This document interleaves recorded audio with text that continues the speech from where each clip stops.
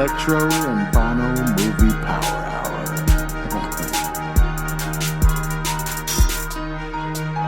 You know what? Where's Hawk at? Listener discretion advised. Hands Welcome to the Electro and Bono Movie Power Hour. I am Electro, of course. Yo, what up? This is Bono. And we are back again with another exciting and spooky edition of the Movie Power Hour. Me and Bono here are big movie lovers. We have been all of our lives, and our favorite thing to do in the world is talk about fucking movies. Mm-hmm. And that's what we do here at the Movie Power Hour. And let's just throw it off the bat. Like, if you listen to this show, the best way to experience it is to have already watched these movies. You know, don't come to this. Right. Like, if you've not seen it. I mean, you can. If you just want to hear some fucking lunatics rambling about it. Yeah. But it would be better if you've seen these movies and you know what we're talking about. Yep. It would be a better listening experience. But if not, whatever. Yeah. We'll get you through it either way. Yeah, either way. That's what we do here. And, you know, it's the spooky times. They've come again, Bono. 'Tis the season, man. The nights are getting cold. Guess what? We're waking up to some foggy shit, some scary trees. There's owls out there. Bats. Ghoul. Witches. All of it. Goblins. And that's what Halloween's all about. Halloween. One of the fucking, as a child, possibly the best holiday, you know? Absolutely the best. Maybe Christmas wins because you get gifts. Right. But right after it's Halloween. That's a special day. Excitement level Halloween for sure. That's a special day as a child. Yeah. At school, Halloween time, you got the decorations everywhere. You got your witches. You got skeletons. Skulls, some skull action. Yeah, if your teacher was cool, they would, like, you know, tell you some spooky stories, decorate the room, maybe put a little witch hat on. It was a special time. Yeah. And with this special time, like, you gotta watch some scary shit, too. Yeah. You gotta be realistic and watch some scary shit. Yeah, you gotta watch murder, really. Torture. Yeah. Murder. Yeah. All the good stuff. Fucking just like unanswered murder, you know, they got away. Yeah, they're still out there. Yeah. Among on the loose. Yeah, wearing the mask that a kid you thought you saw trick-or-treating was a murderer. Right next to you, you didn't even know. Yeah. Halloween. Yeah. I watched recently Halloween 2. The original Halloween 2. I'd never seen it before. I don't think I have either. Pretty, I mean, whatever. I liked it, but it's pretty bad. Yeah. But yeah, I've been watching some fucking spooky movies. It is the season. I've been trying to watch it like a horror movie almost every night. Yeah, we've been on a Fright Night October calendar here, and we got a couple in there. Yeah, and hopefully I get these episodes out in time for this all to mesh with the time. Right. But this is pre-Halloween. We're not quite there, so it's more of a devil's night here at the Movie Power Hour. And, you know, back in the early days of the podcast, we devoted an episode to the devil and his films, of course. And I feel like it's time to honor the devil again in horror film. He's a looming factor, like, in all of horror forever. El Diablo. Diablos. Number one. Yeah, it's the devil time as well. Every day other than Halloween is the devil's day, to be honest. Damn. Straight up. At every turn. 666, dude. Think about it. So we have that, and we caught some good shit. Again, it's also tradition here at the MPH that the Spooktacular. We did it. You know, it's tradition. We need it next year. You know what? We slacked this year. Whatever. We're going to try to get some Halloween episodes out. But next year, we need to really be on our shit. Yeah. Have like 4 proper Halloween episodes. Yeah, some good stuff. Come on. Come on, movie power hour. You're right. Get it together. God damn it. People like horror. People like horror. People like We like horror. We love horror. Mm-hmm. And so, again, we honor the devil here. Mm-hmm. And we got a couple of movies that have come out this year that are revolved around the devil. And I was like, you know what? It's time to do it again. Let's do another devil episode. Mm-hmm. And we start with Immaculate. Nice. You know? Mm-hmm. The plot of this movie is Cecilia, an American nun of devout faith, embarks on a new journey in a remote convent in the picturesque Italian countryside. Mm-hmm. Cecilia's warm welcome quickly devolves into nightmares as it becomes clear her new home harbors a sinister and unspeakable secret horrors. Yeah. Anyways, some evil stuff going on with nuns in this film. This was one of 2 nun films that came out within like a week. It was the same week. No, I think it was the week after. I think that was a part of the trivia there. I think it was on the same week. Yeah, because I remember watching that and The Omen immediately. It was a quick turnaround. What the fuck? April 5th for The Omen and March 22nd. So, Okay, yeah. Well, they were back to back, right? Mm-hmm. 2 nun movies, one a remake, and the other one this Immaculate stuff. Mm-hmm. You got Sydney Sweeney here as Sister Cecilia, Alvaro Morte as Father Cel Tedeschi, Bernadetta por a lot of Italian names. I'm sorry. Porcaroli. Benedetta Parcalo. I don't know. Sorry if that's offensive. Sister Gwen, of course. Let's go with that. Yeah. So this movie was written by Andrew Lobel. I don't know who that is, and directed by Michael Mohan. I don't know what's up with these guys. Who is this director? I have no idea. This was a neon film too, right? This was a neon film. Let's see what this cocksucker has done. Nothing I know. The Voyeurs, Sex, La Dentista, a short film? That sounds intriguing. La Dentista. Anyways, yes, released on March 22nd. This has a 5.8 out of 10 on IMDb, 71% Rotten Tomatoes score, 59% audience score. Guess the budget. Let's do the old Bono guess on Immaculate. Let's say Neon. You remember Neon? Independent shit. Maybe like 5 mil. A little bit more. A little more. 7. More. More than that. Yeah. Oh fuck. Not a lot more. Okay, 8. 9.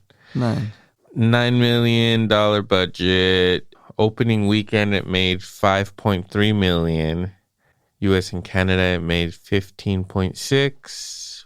Worldwide, it made $28.3 million.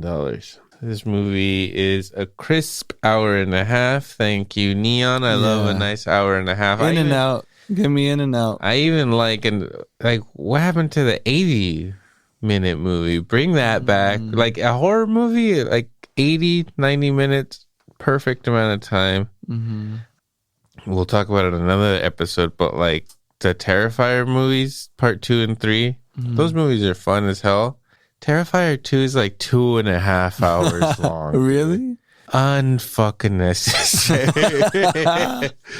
Like, I get it. It's cool, but that movie should be 90 minutes, 98 minutes. Like, yeah, this even part 3 there was pretty long. I was like, it was that one. I think was 2 hours.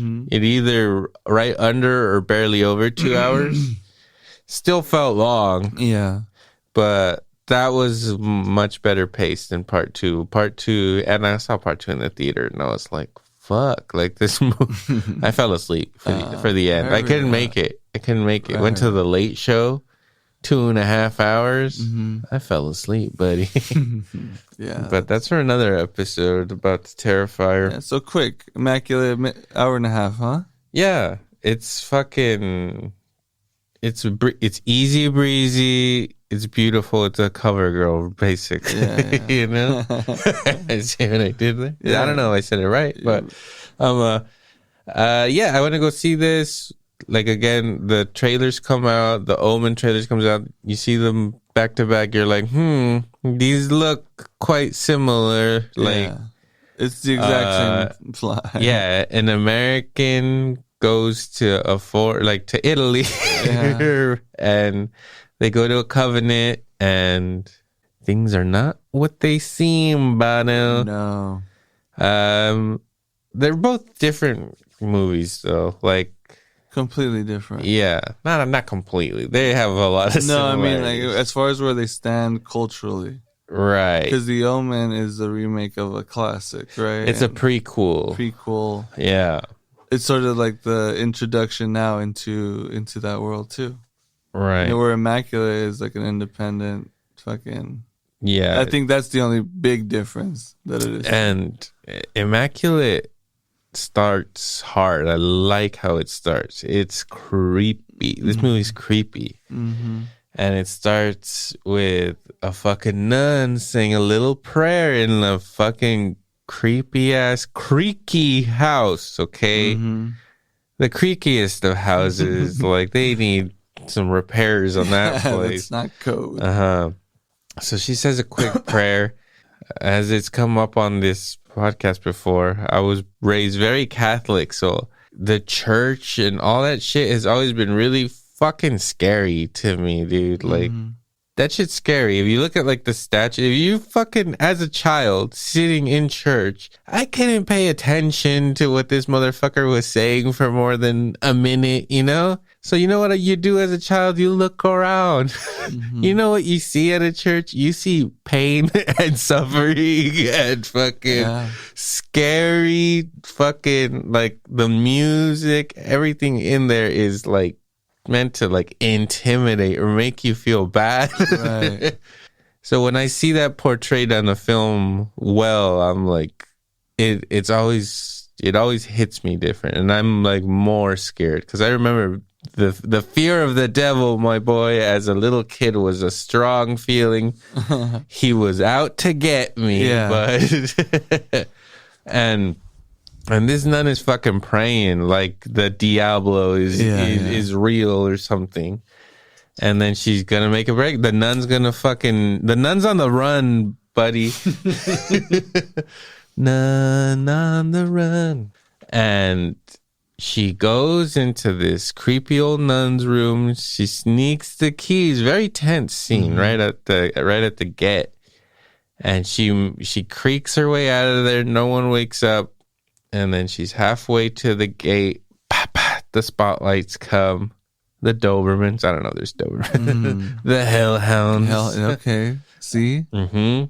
So she starts to book it, and then she turns around, and there's just like a row of fucking nuns walking in perfect fucking, like floating almost, creepy, very creepy, and just like reaching her, and then of course this nun's a dumb bitch and like didn't think of what she's gonna do when she gets there. She's just screaming and flailing like an idiot. She has a ring of keys to get through, and she's going about this all wrong. She's wasting a lot of time. She's fumbling those keys. You need to be precise. Hey, there's devil nuns behind you. No time for that. Yep.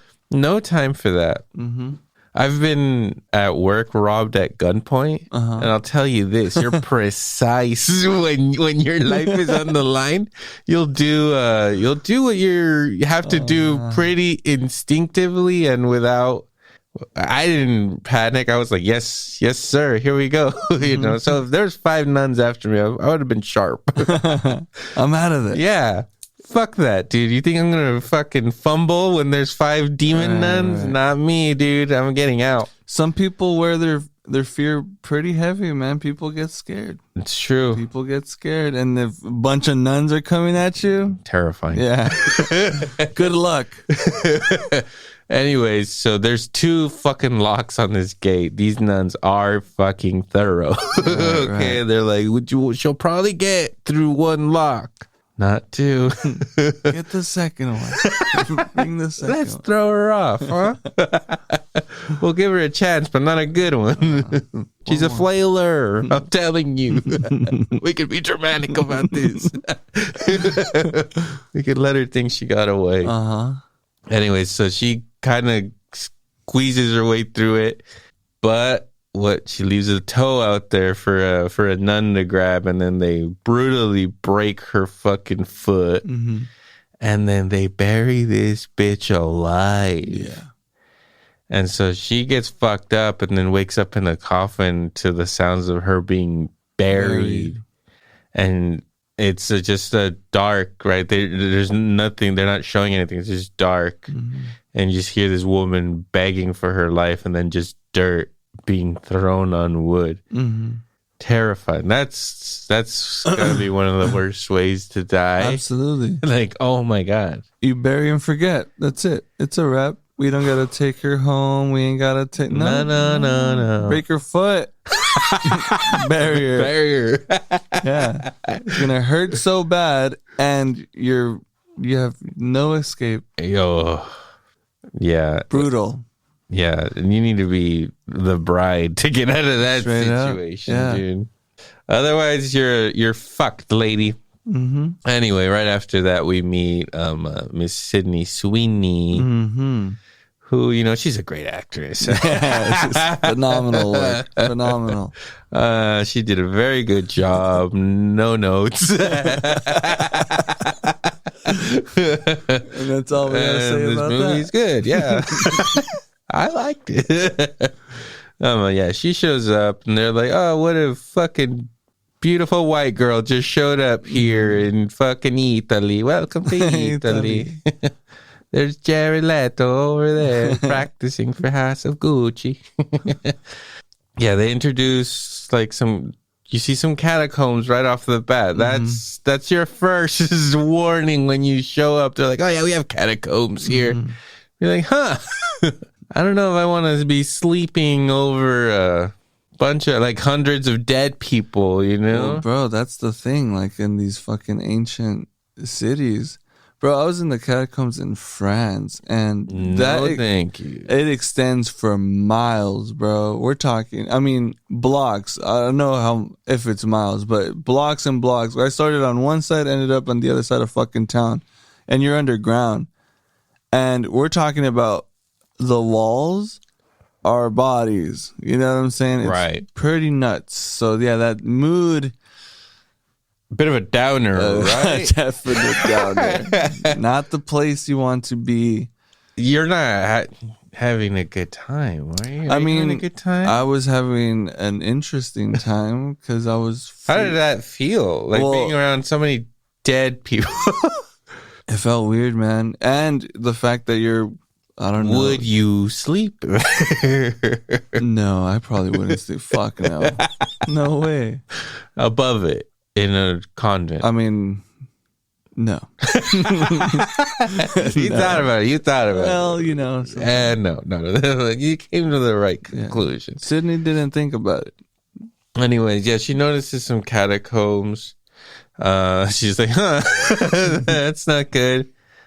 She gets there. She meets all the brass. The fucking big dick fucking priest comes down and he's just like, yeah, go ahead, kiss the ring. Right. Kiss the ring, white woman. Mm-hmm.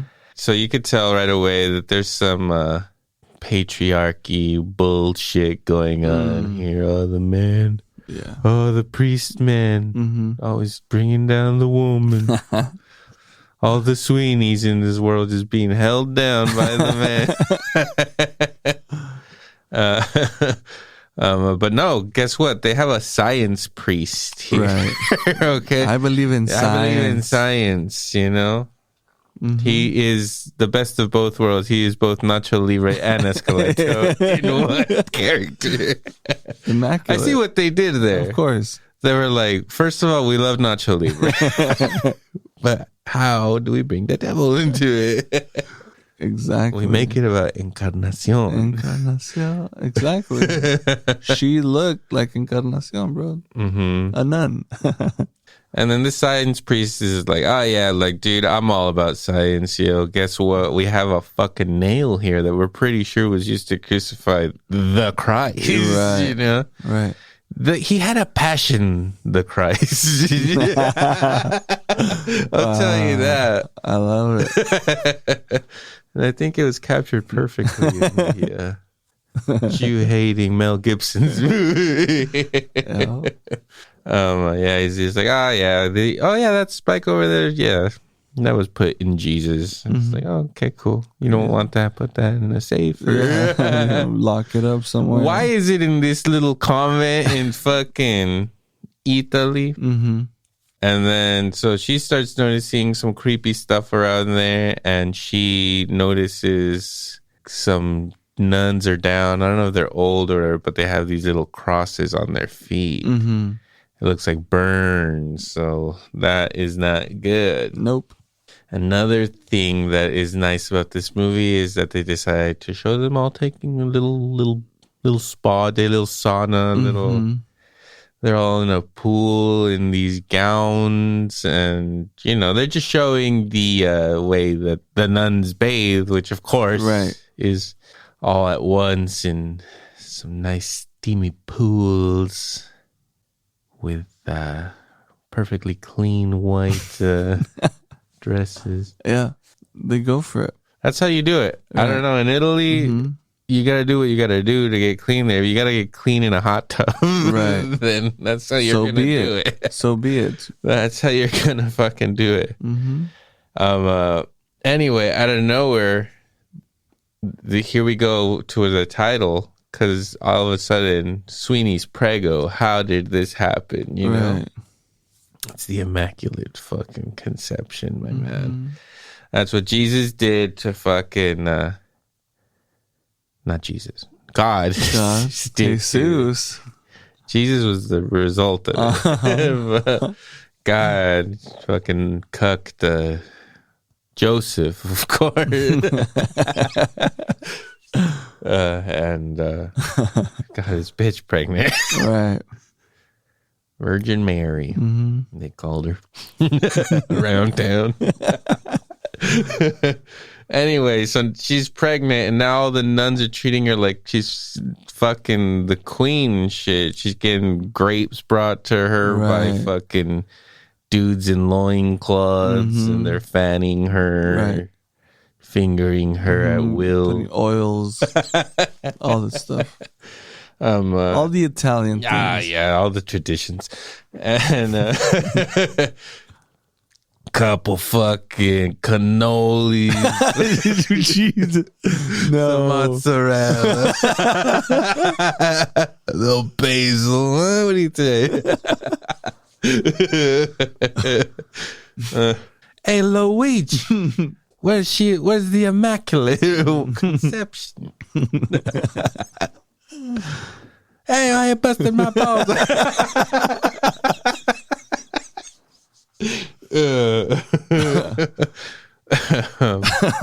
Yeah, but then these fucking Italians, they won't let her go to the hospital, right? Nope.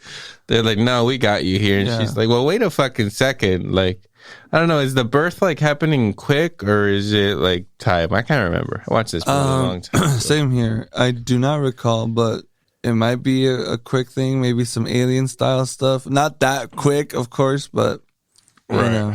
Yeah, I can't remember, but yeah, she starts to want to go to the fucking hospital, and they're like, nah, we're not letting you go to the hospital. Mm-hmm. And then, so now she's starting to, be suspicious and not being treated so nicely. So she goes and starts snooping around. Mm-hmm. And then she finds like some shit and finds out that she was basically chosen for this, so. Right. And then after that, she does some more snooping, and she finds like a nun that, I don't know, she acted up at first or something.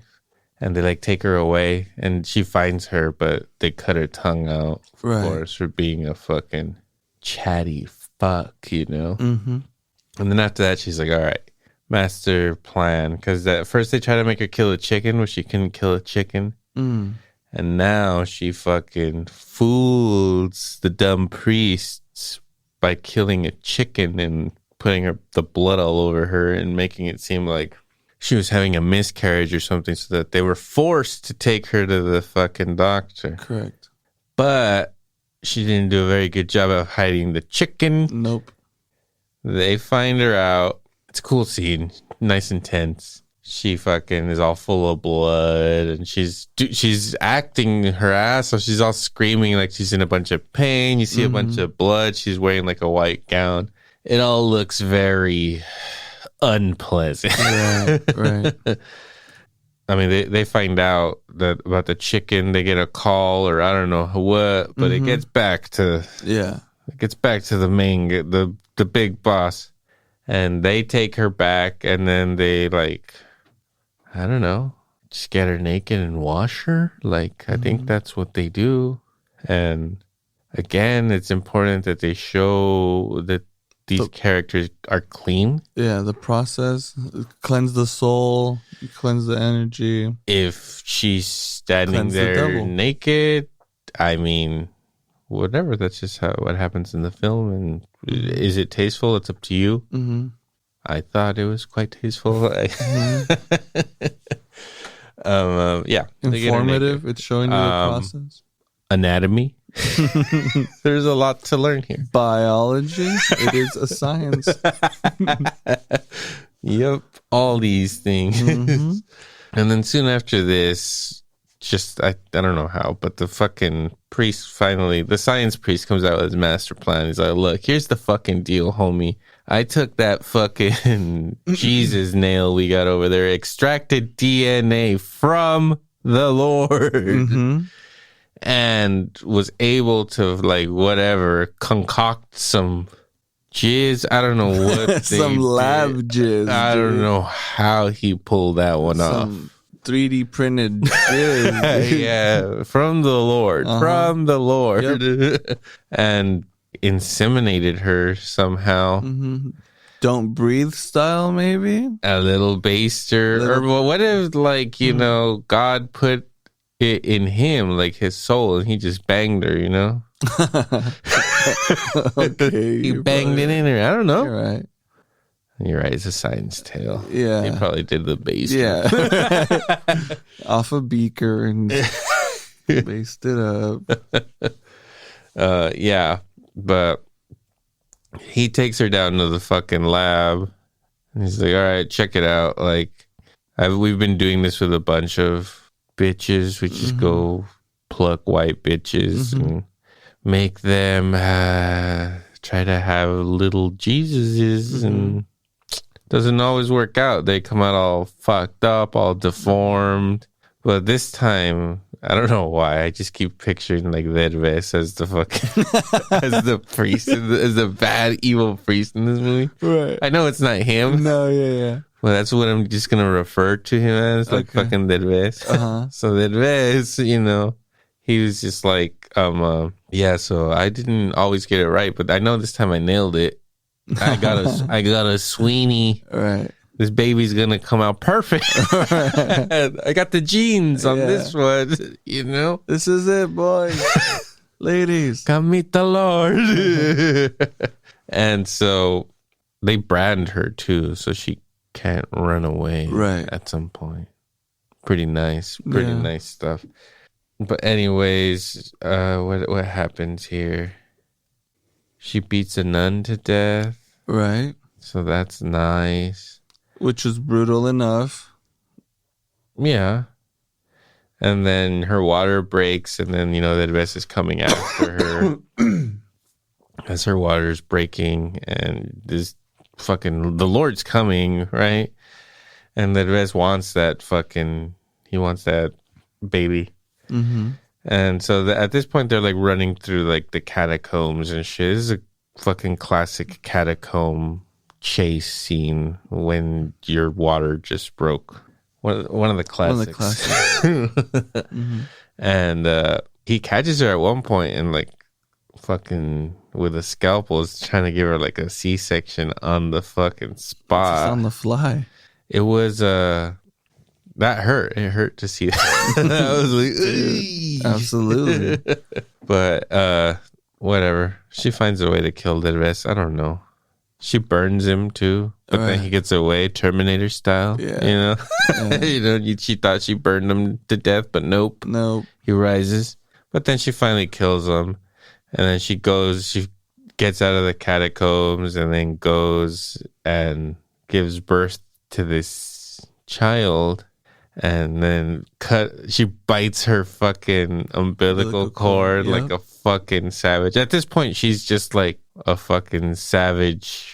She's like Rambo, you know, after he just tore apart through a city. Through a little town or something. Just killed a bunch of people. Yeah. You're right. At that point, she's just a badass who's just gonna fucking bite through her umbilical cord. Like, I know, she's like, dude, I've already killed like 3 clergy. Like, I don't give a fuck. 3 of the clergy. You know? These were made, man. These were not only fucking men of God. They were fucking mafia. You're right. But anyway, baby plops out of her, and then she sees it. It starts crying, and she's just like horrified by it. And then she just grabs a rock and smashes it. And the movie ends. Yes. Very powerful stuff. 'Cause, you don't see what it is. The abomination. Because right before she gets out of that's how I don't know how it leads to that dude's death. But they're in like the abomination room, right? There's all the jarred up fucking abomination experiments that were going on for who knows how long. Were there, so she crushes it. She definitely goes for it, and like you feel that fucking like hate and fucking disgust and just raw give a fuck killing shit. I think she crushed it, and literally did with a fucking with a boulder. A boulder. Yeah, it was good. I liked it. I liked the whole thing, but it was just, I remember in the movie theater, like, it was a creepy movie. Right. It would be like a lot of just her wandering around this place at night with like candlelight and the creaking and just nuns are scary, dude. Like, that's just how it is, especially since the fucking nun has been created, since Valak, since we know about Valak, of course. Ever since then, nuns, like, dude, if you see a nun figure, that's fucking horrible. Not only since then, man. That's true. You know, I'm not super religious. My parents aren't super religious, but we were around religion our fucking entire life. Doesn't matter. Our grandparents were super religious. And so there was always nuns and fucking shit at the house. Of course, there's someone. Nuns and priests and stuff. And most of the time, they're elderly people, and you're creeped out by it. It creeps you out. Yeah, old people when you're a little kid are like ghouls. Basically, they're scary looking, especially some like old ones. Yeah, very scary. Let's see some facts about Immaculate here. You said it got a 50 what? A 5 out of 10, or what'd you say earlier? Rotten Tomatoes, what did it get? It got 5.8 on IMDb. 5.8. Little rude. 71% Rotten Tomatoes, 59% audience score. Where'd you rate this at? What do you think? I mean, I remember watching it and liking it and enjoying the ride. Yeah, I would probably give it like 7.8 or something. Okay. 7.6. I was 7.5, but that's good. Yeah, I liked it. It was good. It was good. It was released in 2,362 theaters. Pretty good. It ran from March 22nd till about the beginning of May. Like I said, it tops out worldwide at 28 million. It opening weekend, it opened to 5 million. It came in number 4 in the box office. Number 1, of course, was Ghostbusters Frozen Empire. in its week of release, making 45 mil. Number 2 was Dune Part 2, made 17 mil. Been on there for 4 weeks. Kung Fu Panda 4 coming in strong. Third week of release, it made 16 million. It's already at $132 million. Wow. Immaculate opens number 4 at 5 million. And number 5, Arthur the King. And number 6 is Late Night with the Devil, my boy. Oh. The movie we will be talking about next. See that? Okay. That's how you do it in this business. And that's show business, which is, the foreground for this movie. Late Night with the Devil. This movie I liked. You told me you watched it, and you told me that it was kind of like whatever to you. You didn't like it, or what's the deal with you? Not that I didn't like it. I feel like they could have done a little bit more, but I did like the movie. I like the actor. What's the actor's name? What's his name? Impossible to say. David is his first name, and his last name is Dasmalchain. Okay. Smelchain? It's a weird name. He plays Jack Delroy, of course. But yeah, he's a good actor. He's been in a lot of actually like good movies. He usually doesn't have very big roles, but this was really the first movie that was kind of like his movie where he's front and center. Right. He was kind of the lead in the Last Voyage of the Demeter. Like he was probably like the second lead of that movie. It was almost his movie, but not quite, I think. Right. But this one is his movie, and he does a great fucking job being like this likable television host. Likable yet sleaze bag. Why do you think he's a sleaze bag? Because he was trying to get these ratings back up. All right, well, let's get into it. So, Late Night with the Devil. In 1977, a live television broadcast goes horribly wrong, unleashing evil into the nation's living rooms. Right. That's good. That is great. So it was written and directed by brothers Colin and Cameron Cairns. Cairns?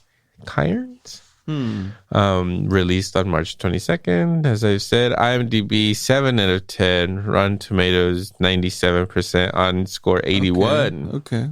I could not find the budget for this movie. I don't think it was probably more than like Immaculate. 9-10 million, I would assume. 8 million. But who knows? Opening weekend made 2.8 million. US and Canada 10 million. Worldwide 15. Runtime 1 hour and 33 minutes, my friend. Nice. Very nice. Here you go. Very nice. So this movie, you know what? I went to go see it with Lalo. Did you see it? You saw it in the movie theater? I think so, yeah. Do you remember how many logos were in front of the movie? No, I don't remember. Usually it's like, yeah. they can get excessive. Sometimes they're like 4, right? Right. And that's like a lot, maybe 5. This movie had like 12. I think, yeah, this sounds, yeah. And like when we got there, it was playing in this tiny little auditorium, and me and Lalo were the only ones there. And then so the movie starts and the lights haven't turned off. So then he goes to tell the theater that the lights are still on, and while the logos are happening. Right.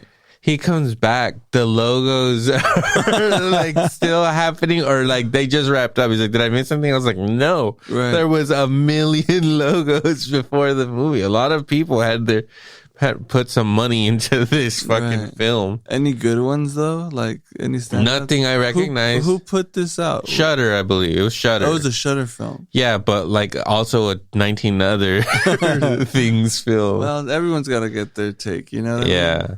But you know what, man? I do miss a good New Line intro, you know what I mean? Yeah. Bro.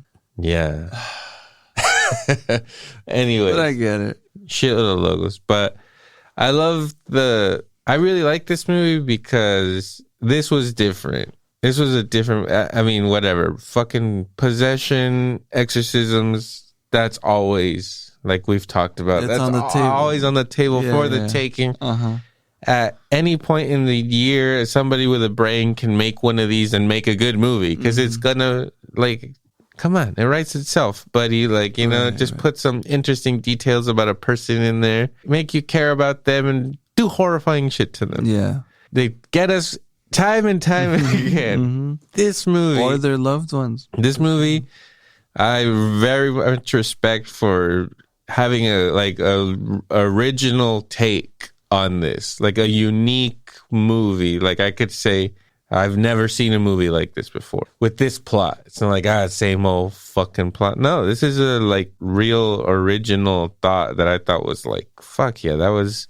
And obviously didn't make that much money, but I think people who like movies and stuff, I'm sure that this movie did good on rentals, on VOD, and then eventually came out on Shudder, and a lot of, I don't know how many people subscribe to that, but I mean, it's out there and it has a reputation, you know, it's a known movie. People are pretty hyped about it, got good reviews. Right. And, you know, it's just cool that, you know, like that movie and like Immaculate were like pretty widely released. And like you could tell that this movie is cheap, but like you don't need anything else. Like I really like the format. Like they're doing a documentary, but then you see the broadcast itself, and then you're seeing like somebody's like recording behind the scenes stuff, and it's in black and white. Right. And I really like how the movie just is playing out like that. Like the format, it's all clean and like it feels like a movie from like the fucking 70s and shit, you know? Like, it has that feeling, and homie does a really good performance, and it's a creepy movie. And, you know, I never really watched like whatever. This is kind of based on like Johnny Carson or something, or that era of late night talk shows. Right. We didn't watch talk shows from that era, but we did watch. We watched some Conan O'Brien. You know, I don't know how much. Would you watch Conan on a? Not all the time, but I would watch it for sure. Yeah, I'd prefer that over everything else. I also watched Leno for a while. Yeah, you know. Yeah, we did. I would always watch those shows. Like I would watch Conan. I think I've started watching him like in high school, and I would watch him for fucking years. I fucking loved Conan, and this is like not like that, but you know, the guy I think gives like a good performance as like a talk show host, you know, and so the backstory of the documentary is that he's part of like a secret society or something. Do you remember that? Is he? Yes. Or he's suspected to be a part of the secret the Illuminati. They like gather in the woods fucking hoods and shit. Right.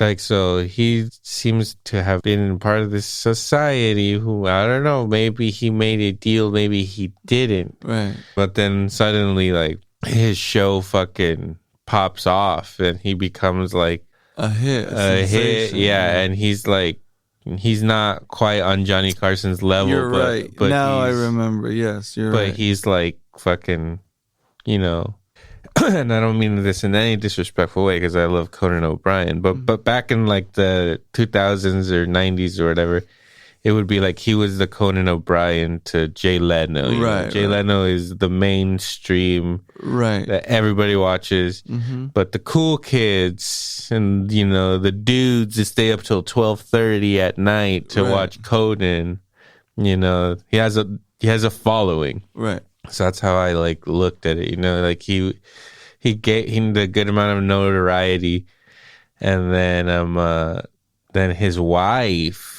gets like cancer. It's the Bohemian Grove, bro. The elites, these actors, these producers. She was the sacrifice. Yeah. For his career to boom. Yeah, so that's like the implication that homie, made a deal, and then he had to suffer like the slow, painful death of the person he loves the most. Uh-huh. And then so that it shows that he does like a final broadcast where with his wife or whatever. Right. As she like before she dies, and he's like all sad. And I think it is alluded to that he maybe was cheating on her. He had an affair, right? I think so, and that she knew about it. Right. I think. If not, we're adding great stuff. If not, it should. I'm pretty sure. I don't know. Yeah. I need to rewatch. It was a long time ago. I know. This was fucking March. Then after that, he kind of just stopped. He doesn't do anything for a long time. The paparazzi are all after him, but he's a part of this fucking cult thing or whatever. But he goes underground. And then, I don't know where, boom, he's bringing back his show, which I like the name of it. It's called Night Owls. Right. Because you're staying up late, buddy, to watch this guy. They're coming back, and they're coming back for a Halloween special. Right. Real treat. Much like we're doing here at the Movie Power Hour. It all has to do with each other. Dude. The Devil's Night, Late Night with the Devil, Halloween, it's all coming together. Yep. So the Halloween special's coming, and he's got some fucking guests lined up. He's he's doing something that he thinks is gonna bring his show straight to the top. Right. He's coming with some unconventional shit. It's Halloween, and he has on 3 guests. One is let me see here. He's a magician, no? He's what do you call it? His name is Christo. That's the name of the character, played by Faizai Bazi. Well, that was really racist, dude. What? Wow. And he's like a mentalist or something, like a psychic or some shit. Okay. And so, I thought he was doing magic, dude. no, the great Christo, you fuck. He comes in and he asks the audience questions. He's trying to like, oh, that's right, talk to their yeah, that exactly. And so like he starts off rocky, right, a little skeptical, but then eventually he targets it. He gets in on somebody. Well, that was a plant for sure. We know that. We know that was a plant. Maybe it wasn't a plant, but he, after fumbling for a while, like reached and was able to like maybe start scamming these people or something. Mm-hmm. And then at the end of that, he starts actually hearing a real voice. Like maybe before he was faking it and conning these people. Right. And now he's actually hearing something. And it seems like he's in pain. His nose starts bleeding. He's like all holding his head. Right. And then I don't know if he gets like possessed for a second and says something to Jack. But it's like some words or whatever that mean something to him. That it was like something that his wife told him or something. Yeah, like last words or something. Yeah, that happens. And then the next guest is like a skeptic. I don't know. He's like a fucking journalist or what he is. But he's like a scholar or something. Maybe he's a teacher. He's there to debunk all his shit. Yeah, he's just like, this is all fucking bullshit. You could see that he stumbled and he made all this shit up and blah, blah, blah. And so they get into this big heated debate. Fucking Christo and the other guy, I can't remember what his name is in the movie, but the scholar. They get into it, and then Christo like fucking, I don't know, he starts like black stuff starts coming out of his nose or his mouth or something, he has and he like a seizure, and he passes out, and they take him, and then after that, the special surprise guest is this little girl who is the survivor of like some cult shit, right? Like a satanic cult that everybody killed themselves, but she survived or she lived or whatever. She was a sole survivor, Much like in that other movie. What was that other movie? Where that was the same plot. The cult stuff? Yeah. The surviving thing? The Lodge. The Lodge. Mm-hmm. Yeah. She was the only survivor of like some fucking ritualistic suicide. Right. Yep. Uh-huh. So I think it's the same thing. Or I don't even know. I could just be mixing the movies. I think it was. Yeah, because how the fuck else would it be like that, right? Right. But the catch is, I think she's whatever, the devil's in her. Yeah, yeah. Well, look, the devil was present, right? He was insulted because of this phony guy, okay, Christo.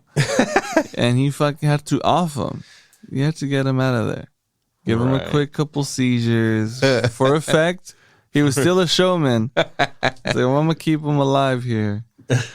But by the time that girl comes on, the host is made aware that the guy is dead. Christo's dead.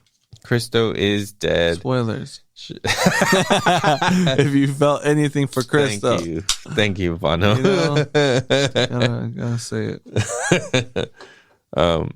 So this little girl, her character is Lily, played by Ingrid Torelli.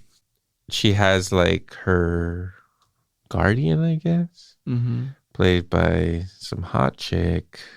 Laura Gordon is the actress's name. And she plays June Ross Mitchell.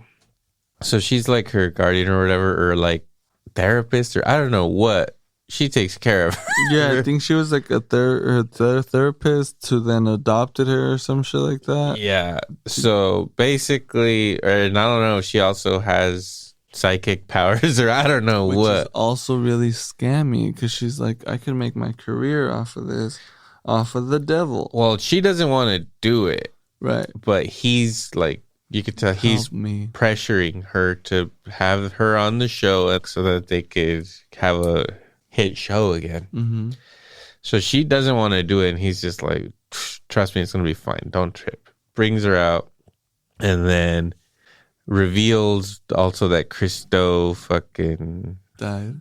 No, not that he died, but that what he said were the last words of his wife or whatever. So right. He starts talking like, all right, there's like something going on here, right? Mm-hmm.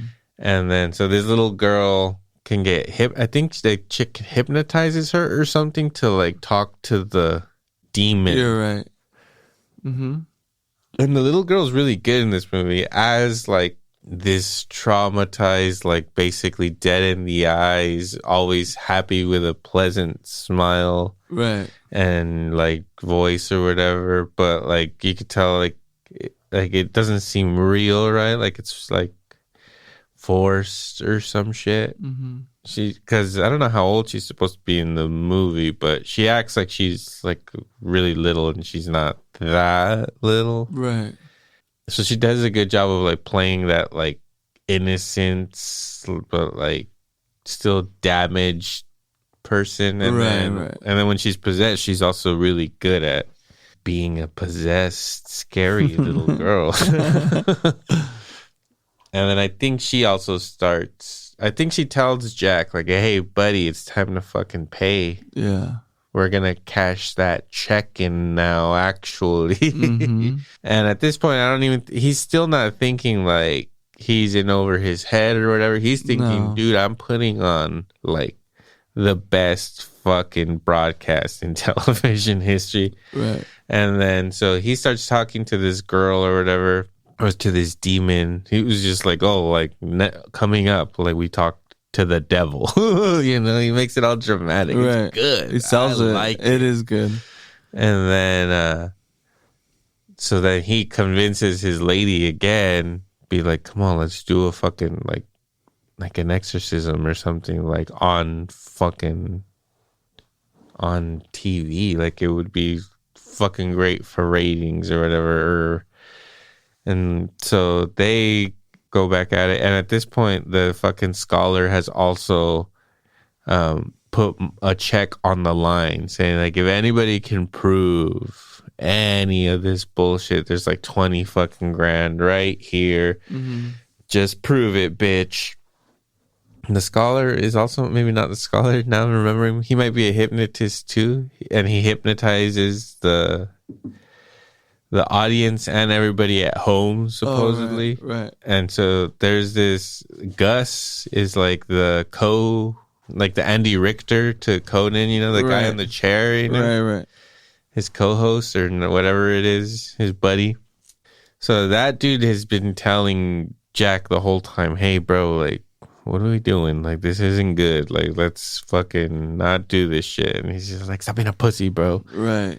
And then the fucking dude like hypnotizes everybody and makes this guy think that like a bunch of worms are coming out of his body, right? And then he's just like, see, I just hypnotized everybody and fucking like, this is how, like, none of this shit is real. Like, he's trying to disprove the little girl being possessed. He's like, look, I just made you think that, like, worms are, like, all coming out of his stomach. And it's pretty gross. It is, yeah. They come out of his neck, I think, even. He's, like, all screaming. And he's like, yeah, like, it's all bullshit. That's what they did. Because I think the little girl, like, floats on the chair or whatever. And they're like, explain that. And he's just like, well, explain that. I just made all of you guys think that worms are coming out of this guy. Right. But, when you fuck with the devil, this is the one part. Don't insult him.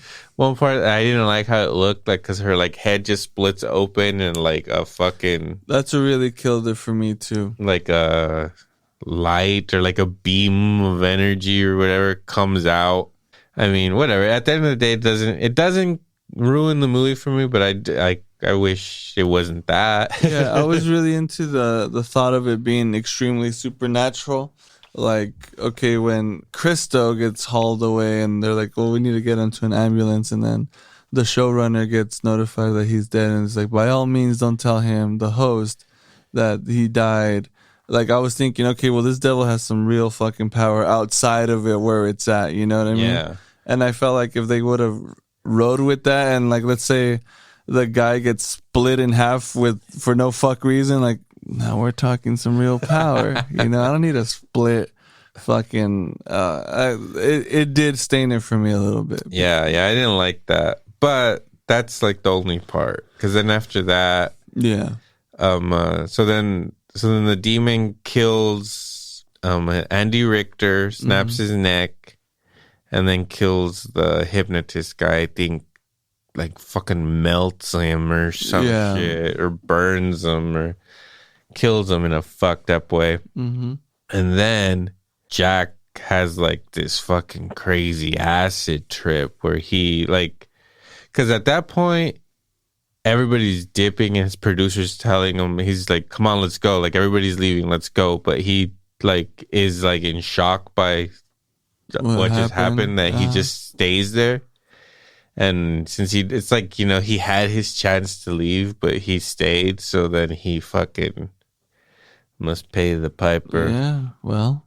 And then so he goes into, like, this dream state, which I really like. So, like, even though the head thing killed it for me, the next part I thought was, like, good and creative and shit. And at first, like, the studio's just, like, empty, and it's just, like, the spotlight's on him and everything's black, and he's just like, hello, and there's, like, nothing. And then I think, like, eventually, like, the Satanists that killed themselves, like, come out in their robes and shit. And he, like, sees his wife. He, like, experiences her death again, and, like, his betrayal to her, and he's fucking made to face, like, all these demons or whatever. And then I think his wife, because then there was, like, a ritualistic dagger that was there. I can't remember who brings it out, but it was there. Right.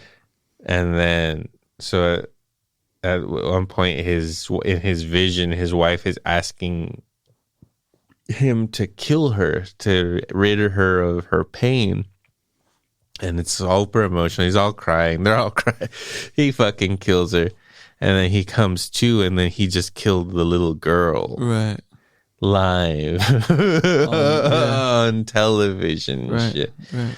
And then the movie ends, which is awesome. But I also, another thing that that I wish, because it starts off like in this documentary-esque style where a narrator is telling you all these events that led to the most infamous night in broadcast history, Right. And then it just ends with the end of the broadcast. And I really wish that there had been like some kind of epilogue, right? Like, oh, he went to jail, or he was insane, or he fucking killed himself. Like, just a little wrap up to finish the documentary-esque, the thing that you started with, Right.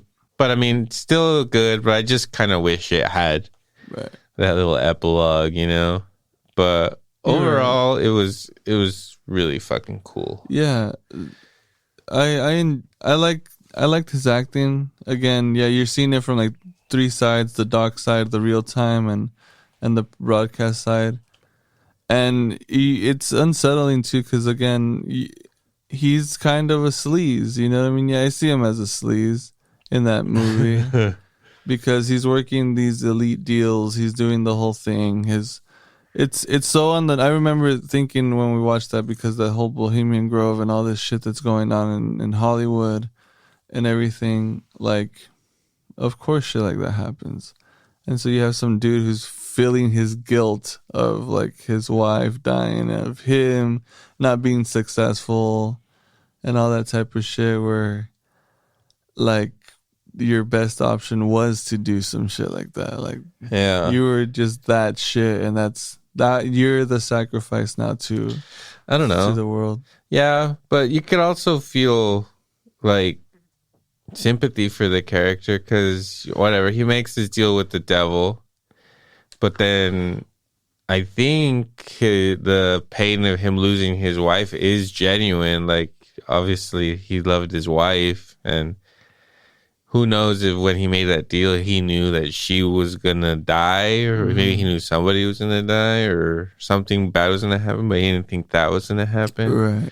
Or even if he knew it was gonna happen, that he still like, was willing. Suffered through her loss. Scumbag. I don't know. I mean, yeah. But I did see, like, when they're saying like he took all this time off or whatever, that he was probably like, maybe I'm just more optimistic, but I thought, it was because he was like mourning her or whatever. He was not like, he was sad about losing his wife like that, obviously. No. Sleaze through and through, man. It's show business. It's show business. Hey, it's show business. Exactly. It ain't personal, Donnie. Yeah, exactly. Are these people Italian? Hey, Don.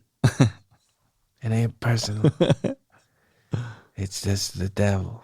Yeah. Yeah. Pretty good movie. I liked it. I did too. What did me see here. What would you give this movie? I would give it a 7.52, dude. 7.5? Yeah, I enjoyed it just as much as I enjoyed Immaculate. Obviously, Immaculate was a little bit more graphic. Yeah. But I still enjoyed this movie.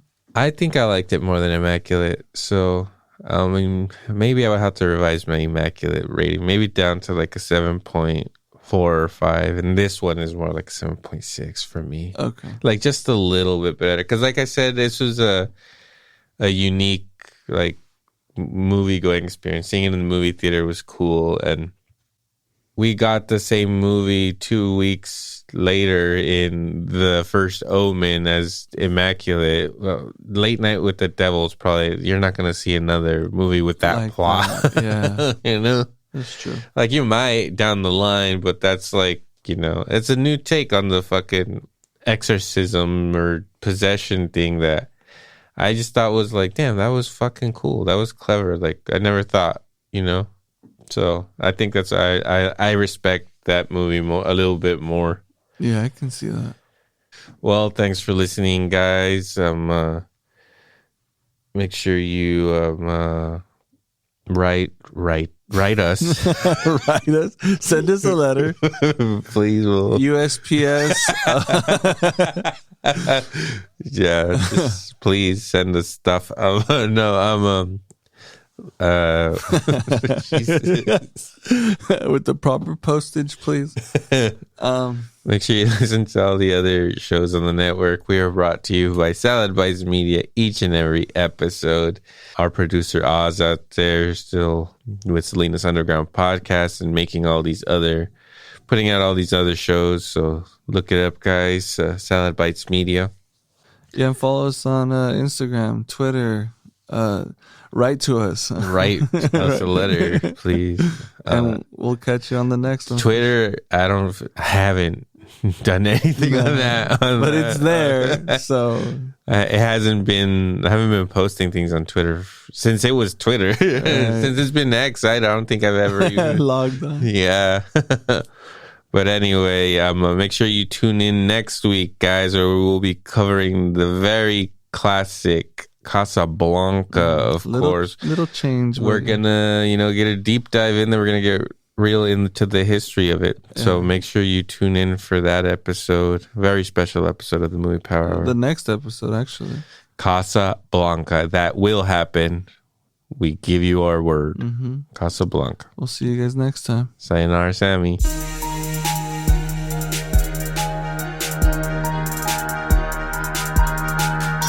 Electro and Bono